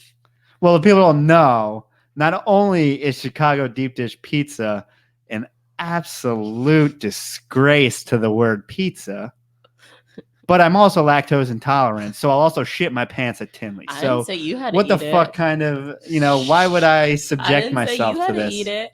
I've never been to Chicago. I feel like I can't go there and not get a deep dish pizza. It's our one night before all the crazy begins. So Yeah, you and Katie can go to fucking Ditka's Stop. Can you deep chill with dish the or F whatever. words? Chill with the F words. Ditka's deep dish. That's really funny. Well, I want to, so maybe Katie and I can do that. But we'll also probably be getting there super late, right? Or no, if we leave at when did y'all leave before? Like No, 6 like a.m.? we went to Buffalo Wild Wings right after, and we watched the Eagles. That's where y'all went. You get to Chicago and you go to B-Dubs. Why? I don't know if you think we're going to like a sophisticated area, but it's literally just a plaza that could be in any suburb in the United States, which means TGA Fridays. I don't know. So there might be some place to get a Chili's. Who knows? Okay, I'm gonna find Ditka's there's deep dish. literally like a. I think there may be a pizza place like right in front of Tinley. Perfect. I know there's at least like a hoagie's place. Whatever they call a hoagie, I'm sure they call it like a fucking I don't know, a dick butt kiss, or I don't know what they call it. You're the worst. Friday is the setup for vendors and also VIP. So because Matt is nice and because he has space, we are going to be sharing the table with Matt. Now, are the tables bigger at Tinley than they are at most reptile shows? Everything's bigger at Tinley. Everything's bigger in Tinley? No, they're the same size. Should we get a shirt? Everything's bigger in Tinley. Sure. So there's normal, but yeah, so we have a little bit. So, and because our other friend is nice, James Lewis is letting us use his setup, his setup, which is a little acrylic thing that you open up and it has space for 12 snakes. Now, question to you. We haven't talked about this yet. How many are we trying to bring? Do we bring all? Do we what's your plan, or have you thought it through? We're going to be as confident as we are at every show. And just bring replacements for everything. Why are you going so hard on that? If you weren't making so many references that are off and stuff like that. I mean, the Kevin South Park one. I don't even know what you're talking about. Pretty sure there's a Kevin on South Park. Someone please back me up on that. You're talking about deep dish pizza. That's not an off reference. Awful. It's a thing. It's a awful thing. It's a thing that exists, but I don't know it's awful because I haven't had it yet. Right, but also you got to realize that we're just there for snakes, and it's going to encompass a whole day. It's going to encompass every single day. We're going to be there for snakes. So Thursday is my one day to get something else, right? Yes, thank you. Well, no, because we're going to be driving 12 hours. If you guys can go to Bite B-Dubs, I can get some pizza. Matt is going to hate you by the end of this. He's going to drive all the way up 12 hours, and you're going to ask him to go with a trailer into the city. I'll go walk myself. Once again, you have no idea where Tinley is. You said there's a pizza place right outside. Why are we I'm not sure. I think it's a sandwich place. Why are we wasting people's ear energy for this? Well, you're arguing about it. No, you are telling. I'm trying to be the rational one. You go to B-Dubs, you go get a sandwich, you go to the gas station, or you go to Bananas. Like Ryan said, those are your choices. We're staying in that plaza. You go nowhere. Nothing. I'm okay with not leaving the plaza. But you go to Bananas. And also, Kyle, I love lasagna, so it sounds amazing to me. Okay. They have tomato pie here. It's pretty much the same thing. So lately to all the shows, we've been bringing like 30 to 32 snakes. Pretty much anyone that's available. 30 to 32. Okay. Yeah. What? What's wrong? If I want to take 33, I don't know what else. Oh my God, you're so bad. That's pretty much all that are eating and ready to go. So are we gonna bring that, or we're gonna bring everything that's available? Even though we only have 12 spots, we want to bring everything that's available. Well, those spots split in two, right? Oh, are we doing halfsies? Yeah. Okay, so we only have 6 spots. Wait a second. What? No, I'm saying there's dividers down the middle. Lord Jesus, help me. James doesn't even have. I don't think he has that many to put in there. Okay, yeah. So there's 24 spots. Does it have a divider? Do we have to get a divider? I don't know. We'll ask James. This is not to figure out right now. He's in the chat. We'll figure this out. If you guys don't know, our most popular morphs that we do are our honeys and our ghosts. So we're probably definitely going to put those out there. Unfortunately, our AML stuff isn't as popular. And I love those bright reds and pinks and all that. But for some reason, most people aren't into that. So we don't really sell those that much. But we'll definitely put the ghosts out there first and the honeys. What else sold? The fires sometimes. We'll have one het palmetto there. One that probably won't sell. Who knows? Maybe. But yeah, we're definitely bringing all that. So since we're leaving Thursday morning, we will pack all the snakes up. Wednesday night? Get them ready. We'll drive over to Matt's. It'll be interesting because we just found out we're going to be vending like a week ago. So prior to this, it's like, who are we going to walk around and see? Like, what's our plan of hangout attack? And hangout attack. Okay, so we'll be getting there. But the thing is, Friday is all set up. So, some people won't be there Friday, but I think that will be our time to. Do you really take the whole day there? You spend the whole day there on Friday? We're going to bring a cooler. We're not children. But Okay. That seems like a long day for obviously, but like we're not having to like wake up like early on Friday, right? Because you get the whole day to set up. I don't know, man. Just don't worry about. This is where you're gonna not be fun. Okay, just be quiet and hang out, and we'll do snake stuff, and you'll have fun. Okay, we'll just be okay. Stop with all these plans. Nothing's being planned. Once we get to Tinley, it's just all snake show all day. That's all. There'll be plenty of things to keep you occupied. You won't be bored. You'll be exhausted at some points. You may be drunk. If you're not, I mean, I don't know what you're doing, but I mean, it's the party's at Tinley. There is no deep dish pizza. There is no anything else. That's the event. That's it. Okay. Nothing else to see. Okay. So Friday's all encompassing. Saturday's the show. Sunday's the show. Right. Now I'm interested to know, like, with a lot of other 2-day shows, like the Baltimore Repticon we just did, there was a lot Same thing as Tinley. Shut up. Oh. There was a lot of like people saying different things, like, oh, like Sundays are better, Saturdays are better, blah, blah, blah. Now, obviously, Repticon is way, way, way, way smaller than Tinley. So I'm interested, like, are Saturday and Sunday at Tinley both equally as, packed, both equally as wild, or Sunday like the more chill day, or I don't know. Sunday's like you're just lucky that you show up. But as far as like the people, it depends. Sometimes if there's like a Bears game, then everyone's eating deep dish and watching the Bears. Gotcha. But Trubinsky died and went to heaven, so I don't know if they have much of a team. So that's what Sundays can be, kind of like hit or miss. It feels weird. Like, I don't know how it is for the vendors, but it feels weird for the people there because like you're all worn out at that time. Like no one's enthusiastic as much anymore. It's kind of like a slow, weird day. And so that's why we take that extra day on Monday and we leave on Monday. If we left on Sunday, then it would just be like we'd pass out on the side of the road. Yeah. Yeah, but that's typically like kind of a lazier day. Although like I think last time on Sunday I went and saw Ari's talk, and it'll be different because we're vending now. And I'm happy we're vending on the same table as Matt. So when this one leaves me, I won't be alone. Not like Matt can answer genetic porn questions. Fine, yeah. He can't help me with that. But like I hate being alone. And Joe is the king of saying, "Oh, I'm going to the bathroom," and he's gone for an hour. Because you catch someone that you know. No, because you don't care about me. Oh yeah, I forgot. Yeah, it's I don't care about you. Sorry. Thank you.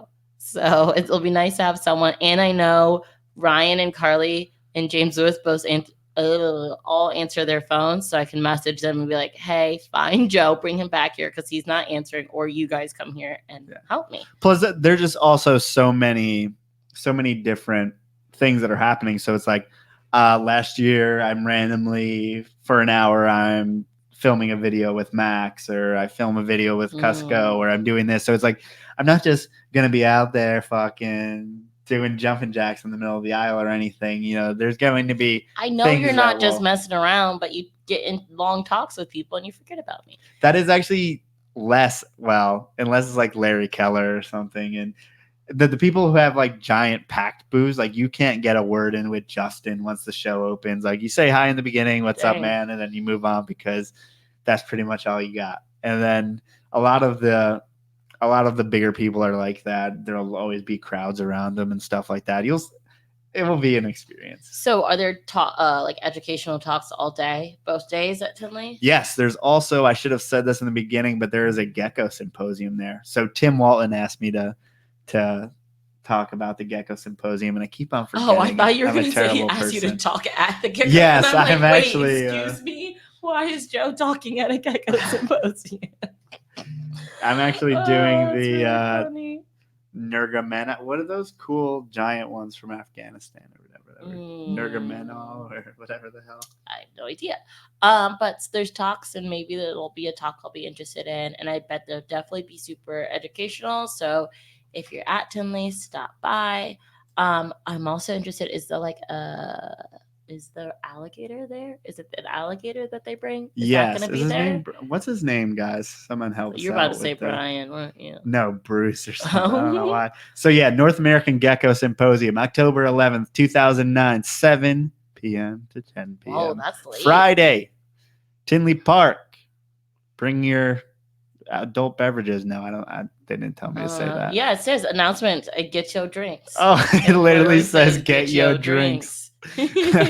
So Justin Julander, who is also a Morelia Antaresia snake guy and also a doctor, which is neat. Trimper sounds very familiar. Why does that sound so familiar? So Justin's talk will be 720 to 750, and then Joe Hupp, who I believe works with like knobtail geckos and different Australian geckos, 750 to 820, and then Philip Tremper, who you're thinking of Ron Tremper. Oh, so those are two different guys. I think Eric said, is that Ron Tremper's son or something? He just assumed. I don't think it's Ron Tremper's son. I think it's a totally different person. They just happen to have the same last name. Correct me if I'm wrong, though, chat. And then there's a keynote, which, I mean, must be a big dude because he has the only hour-long talk. Frank? I read his name is Cloaca. Cloaca. It's definitely not Cloaca. We are definitely, like, offending someone who's legit as fuck. When I read his last name is Cloaca, it's Cola Chiccho, Italian. Someone's got to help us. I don't know. Someone who's into geckos who happens to be listening to So, this. is he from Geckos Unlimited? I think he was on a podcast because this is episode number 4. Okay, that's fair. All right, so dude. Yeah, let's go back to our chat. But definitely, if you're into geckos and things with legs, that's Friday night. Coming back to things without legs. Bubba's the alligator's name. Bubba, that makes a lot more sense. So they bring Bubba every year, right? Yeah. So I'll get to see. Tell the people about Bubba. Tell the people about Bubba. It's an alligator. It's a giant alligator that basically looks like a fake toy, and that's pretty much it. He just chills there all day and does nothing. And then kids toy, jump on him. He's giant. He doesn't look real. I know. He's giant. He's like what? Like how many feet? Take a gander, I guess. How many feet? Probably a good 8 feet at least. 10 maybe. Pretty Getting big. crazy. Yeah, and they just let him chill in the corner and people come up to him. No, not even in the corner. He's literally like in the middle of the lobby with a rope around him. Special treatment. And he's just hanging out. Are people allowed to touch him? I believe so. I think people are taking pictures like on top of him. Like, I don't know. I don't want to do all that. I don't know. I don't want to set any expectations. But I wouldn't mind touching him. Okay. Didn't you hold that caiman at NARBC? Are you kidding me? Absolutely not. You did. I think I might have touched it, but you held it and we did a little video on it. I mean, I've held out little baby alligators all the time from Louisiana. This whole deep dish thing. But yes, we will definitely do a video on deep dish. Thank you. I will do a 15 minutes at the Ditka's deep dish. Joe's gonna let me go to. Gonna get my deep dish, and then we said this before, but I'm saying again. Joe and I are gonna touch tarantulas, which probably sounds so lame to like most of the world, but this is a big thing in our household. And at Tinley, we're gonna touch tarantulas, and Joe will probably be filming it. James Lewis will probably be filming it. I hope I don't hurt any animals in the process of this video. You know, those like disclaimers at the bottom of things or at the end, like, no tarantulas were hurt. I can't promise that. It's pretty terrible. Although I can't vouch for the fact that you won't do anything ridiculous. I cannot. Actually. That's part of the reason why I haven't touched them, because I'm scared of what I'll do to it. You're terrible. Not on purpose, just knee-jerk reaction to touching a tarantula. But I'm saying, oh my God, there's only 11 days till 10. Well, there shouldn't be any knee jerks because you know it's coming. You can still have knee jerks when you know it's coming.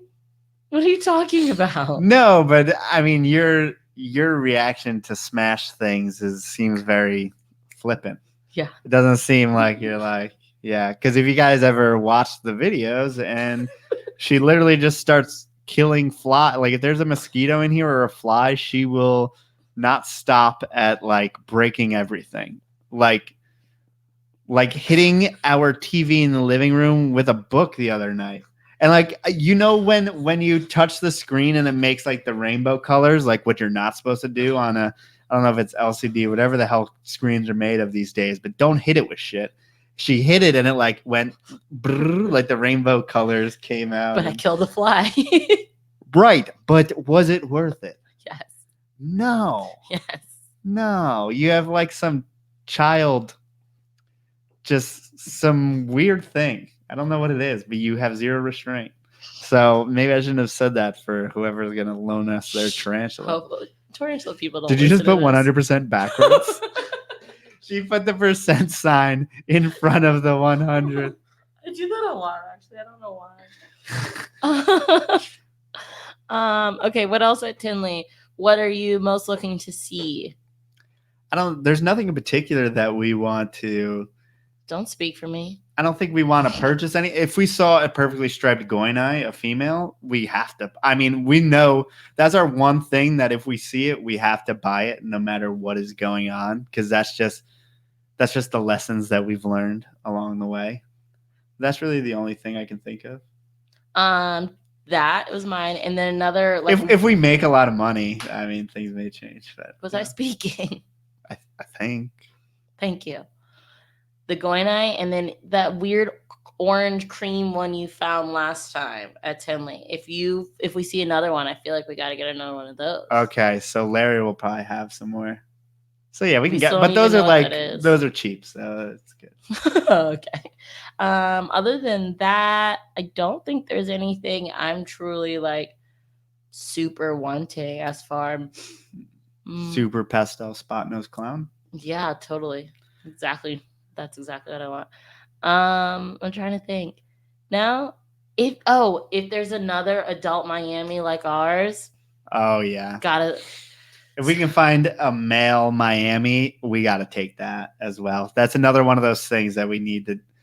There's just like a few things that there's some really holes in our project right now that like it works with what we have, but it would like bring it to the next level. If you haven't checked out our Instagram, which I think you have, if you're watching this, our Miami OT female is absolutely out of this world gorgeous. And I've seen maybe one or two, maybe three other Miamis. Weren't we talking about the ego of the breeders before? Yeah. But we have the best snakes in the world. One of the most beautiful. No, I know. We'll stand by that. I would love to find. I mean, if I can't find it, hey, that's just facts, not opinion. If I can't find one, but I would love to find another one.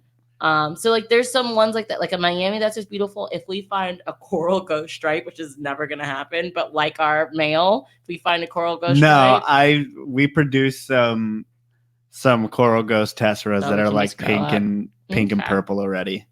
So the Miami, if we find that, what other ones are like some random like pairs we'd like to find? Is there anything else? No. Our honey pairs are great. Our Miami pairs. I would honestly also love to find a pretty male reverse Okatee. The hard part is like, I don't know. There's not a lot of people working with them, so It's interesting. Aaron, you can get a shatter from JT. He has a bunch of shatters. Yeah, check out Silent Hill Reptiles. It seems like everyone wants to make shatters these days, so that's why I'm like, nah. Well, no, just in general. I think we have some Sunkiss stuff that shatters the pattern like as well as that. It just isn't the same coloration, but yeah, that's not really a direction that I want to go in. Yeah. Just because everyone else is doing it, and they're gonna produce nicer stuff than us because they've been doing it. So I'm going to let them do it. But yeah, I don't have any cinder stuff. Cinders are cool though. But I think it's important for us not to like chase. I think some people want to have one of every gene. We don't need that. At this point, I'd rather have like one of all the Pantherophis. So I would love to have a bear dye. I would love to have a fox snake even. Antoine had such pretty hypos. No, that's something. So what was it? A hypo Baird's rat? Yeah. A hypo Baird's rat. Antoine Burke. What is his I don't know what his I don't know if Antoine even has it. Does he have a name? Because he's given us cards. I don't know. But Antoine Burke, if you're in the Baird's rats, he has some of the most beautiful I've ever seen, and he has hypos, and that's something like, hey, if we make $5,000 at Tinley, which is never gonna happen in a million years, what? Okay. If we make $5,000 at Tinley, then and we see some beautiful hype, but then I'm like, but I want his. So would it make sense to buy any at Tinley because I want his? Yeah, and with the Bairds, you got to be super particular. Right. About but his are gorgeous. His hypos especially. Let's see. I'm trying to think anything. I mean, yeah, there's obviously other snakes I want, but I'm never gonna get. Like I'm never gonna get a blackhead blackhead. from. You're gonna say that I'm never gonna get What's his name? a blackhead. Hood. Jason Hood. Yeah, I'm just We'll not gonna have get some. that. He'll probably. I think he's going to be vending this year. But it'll be fun to meet all the different people from the podcast. Yes, putting faces to name for the podcast. It's crazy. Is going to be really, really exciting. Just like, hey, I met you online. Now I get to meet you in person. And that'll probably be what a lot of Friday is, since we'll be vending Saturday and Sunday. Friday, it'll just be like chatting.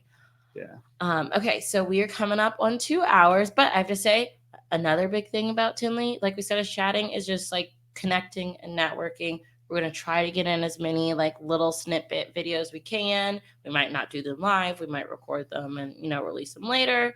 Who knows? But we're going to do what we can to keep you guys a part of it and there with us. But obviously, I want to enjoy it. Second thing. That's where I couldn't put together a cohesive video last year because it was like we're all over the place. How am I going to make this? Yeah, and I wasn't there to like bug you about it and do it, which I'll be able to be this year. Lucky me. Second, not important about Tinley, but just the timing. On Saturday, my alma mater will be playing Ian Bissell's alma mater. And if you guys just, wanted to spam him with some LSU stuff in the next week or so, I wouldn't be mad, because I think LSU is going to beat Florida, and we're all going to be drunk at Bananas, which is the bar at Tinley. Are they playing at night? Yeah, it's a night game, Saturday night of Tinley. Everyone else is probably going to be like, why are y'all watching football and not talking about snakes? That'll probably be the auction now. So we probably go to the auction and we'll go to that after. Oh, no. But what time is the auction? It's like we didn't go to the auction last year, but I think because it's your first time there, I think we should go to the auction. I want to watch LSU football. Yeah. We'll go to the auction for a little bit, maybe. Okay. Go Boise State, wolves. No, go Broncos. Go Tigers. Beat Florida. Yeah, I'm definitely going to wear my jersey that night. And Joe's going to make fun of me for it, I bet. But there'll be plenty of people, I guess, who are... Me and Ian will be right there front and center watching the TV. Ian. So yeah, just go spam Ian. Do you consider yourself a snake person now? Yes, but I always say, like, this is Joe's passion. Snakes, I don't think will ever be my passion. But what is your passion? You know what my passion is. You have to ask that. Ice cream. Yes, ice cream. What are the cookies? Insomnia cookies. Yum. No. You know what my passion is. Educating America's youth. Thank you. Jeez. It's kind of like what we're doing right now. Yeah, definitely, because these are all youth. So educational. So youth. No, like teaching is always my passion, and that just will continue to be. But like I'm into snakes. Just like I'm into football. I don't know. I shouldn't equate. Yeah, it's like a pastime. It's a hobby. And it's like obviously though it's it's more than that. It's a business too, but it's kind of both. And so I'm into snakes, but I'm really into people, and so I think a lot of being into snakes is you guys and Ian and like all the people we've met through it. I think that makes a big factor. You're much more of a people person than even I am.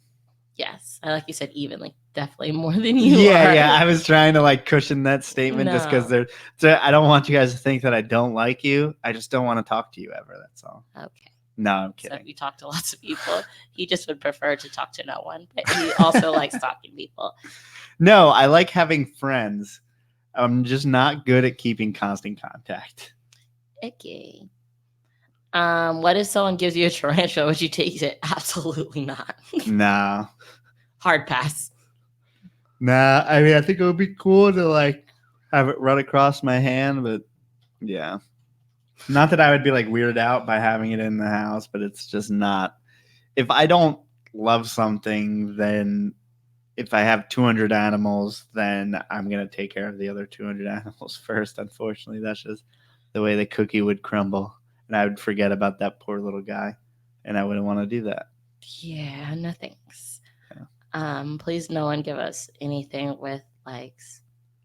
Yeah, like don't gift us animals ever. I don't want any extra animals. Is that weird? Unless you're Mike. Mike, you know our address. What? Just because Mike, we have traded animals back and forth. So, but he knows what I like. Meaning he's like, I have this male Slowinski eye. You think you could put it to use? I said, yeah. Then he's like, all right.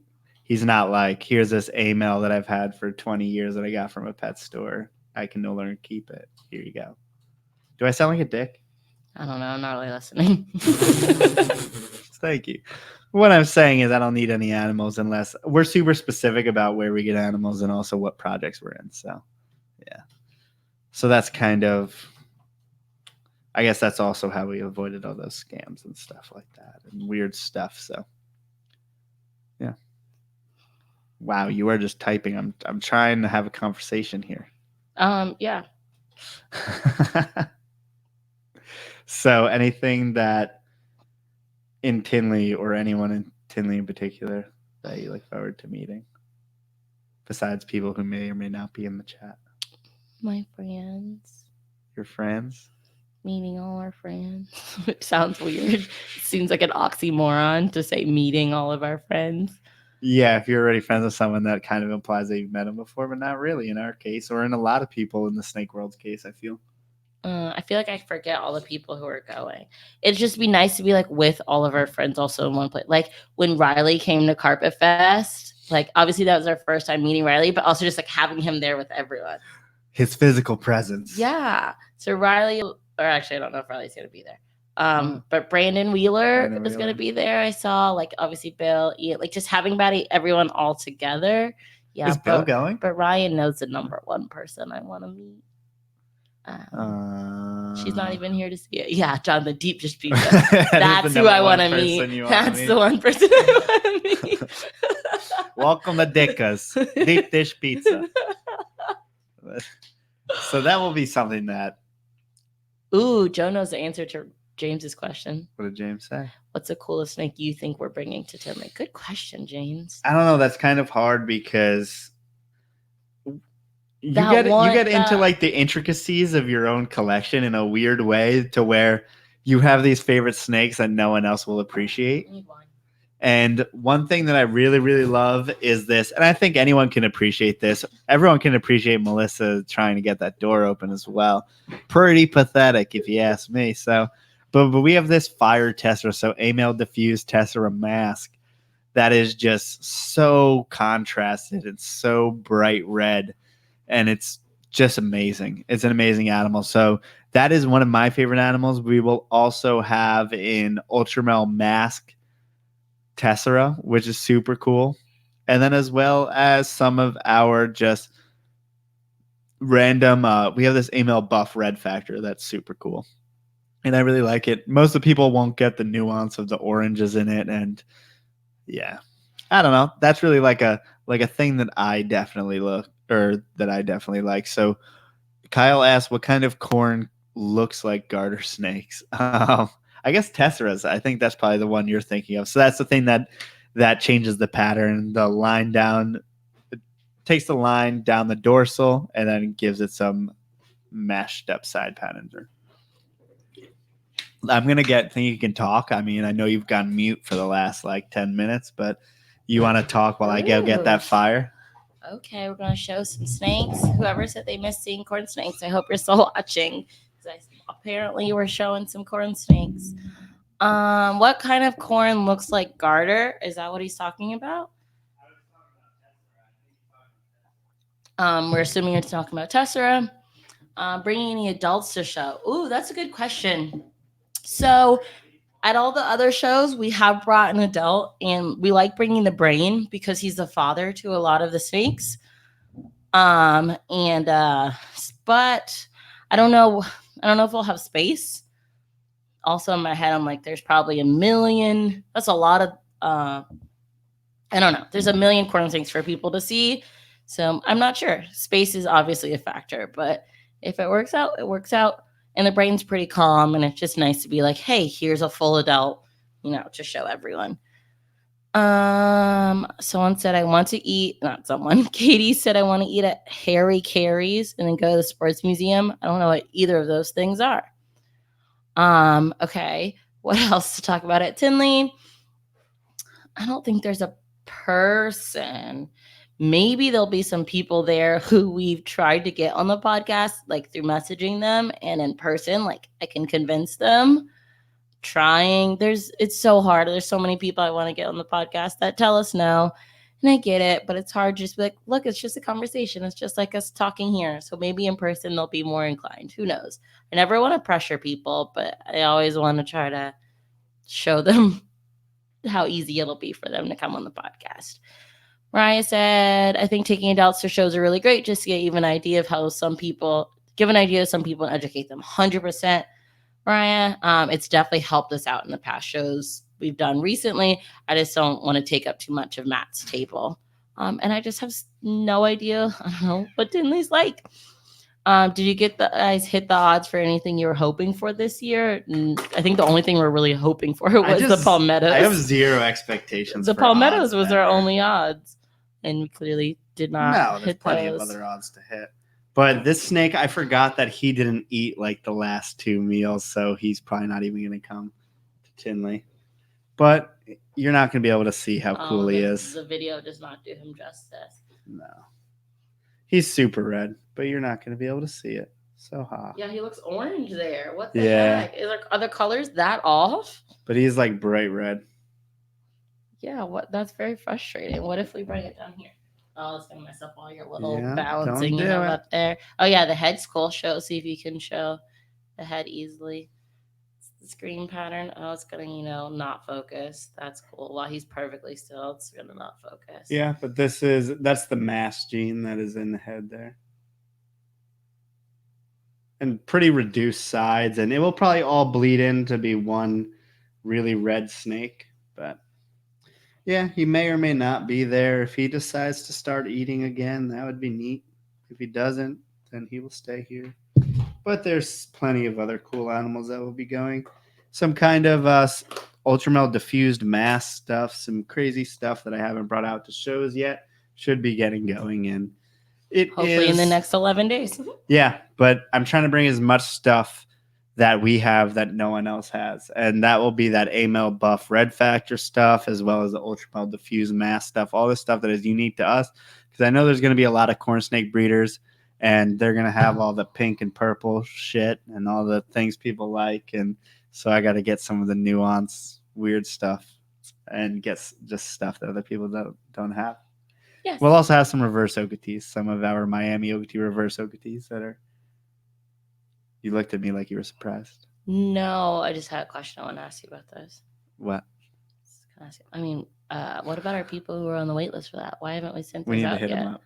Yeah, it's like, wait, we haven't sent those out. I guess before we bring them to Tinley, yeah. Yeah, you know. But the thing is, no one wants. They came out like all male. True. So wah. Okay, but we are definitely at 2 hours now. Thank you guys so much for listening to this total all over the place episode. But we're also like not even at 2 hours. So what do you mean? Maybe Isaiah said take him for a car ride. Maybe we take him with us to Tinley just to. We gotta, I don't know, put him on top of the dryer or the washing machine, whatever we gotta do. But thank you guys so much for listening to this. It was nice just to kind of talk through some things with us. Next week, hopefully, we will have on a guest. And I was gonna look it up, but not even worth it. But probably, I think it's gonna be on Monday. Oh, we have a special episode. Should we talk about that? Yeah, sure. So we have a special episode on Sunday this week. Wow. A new country person. Stop. Wow. You know how I like countries are getting people from different countries. Yeah. Tell us about. Is that supposed to show what country? I don't know. No, okay. More German than anything. Yeah, that's why I was a little confused. But I mean, not too far. Someone from the Netherlands. The nether regions. He is he does mainly like photography of herps and everything, but you guys know we love hearing stories, so I'm sure he'll have some great stories. And like he's herped around the world, so yeah. And obviously we know nothing about the Netherlands and how reptiles work. I don't think he's a private keeper, but he still may know a little bit. But that because he's in the Netherlands, that'll be Sunday at 12 or 1 p.m. somewhere around there Eastern time. I don't know. We'll yeah, so go to your churches, and then come watch us. Snake people love their churches. I mean, they're all really religious. Go to your churches. And then we can learn about all the drug laws in Amsterdam. Yeah. Learn about brothels and coffee shops, right? That's what they call them. You've been there, haven't you? Yes, but I was like 15. But so how much weed did you eat? Not a lot. I was 15, and I was with because I was with like an organization that like there but we you were didn't like. Say you didn't. No, I mean I had a lollipop. What? You were 15? Is there like laws there, or did you buy it, or did? I guess 15's. I mean, it's not like I was like stoned out my mind off a lollipop. Come on. You were also like 75 pounds when you were 15. I don't remember if I bought it or someone else did. The weirdest part of it was like you walk into like a CVS type place. It has magazines, whatever, but it has these postcards in there, and like 60% are naked women. And that was a weird. I'm like, wait, like anyone can come in here, like it's not like it was an adult store. It was just like a normal convenience. Don't they have store like thing. boobs and on just, TV and just stuff? Like it was just naked people everywhere. I was so not used to that. America's a bunch of prudes. That and so many bicyclists, lots and lots of bicycletas. I think that's like the number one bicycle trans. It was overwhelming. I didn't like it. I never could cross the street. There are just constant people coming. Didn't like it, but Amsterdam was cool other than that. But yeah, special show on Sunday.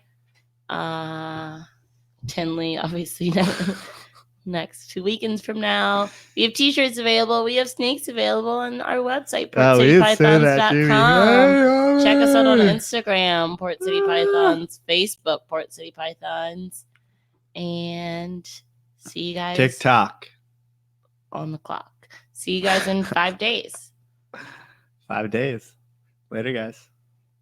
Gonna end it? Are we pressing buttons to really end it? Church of Herp. That's a good one, Aaron. I like that. Church of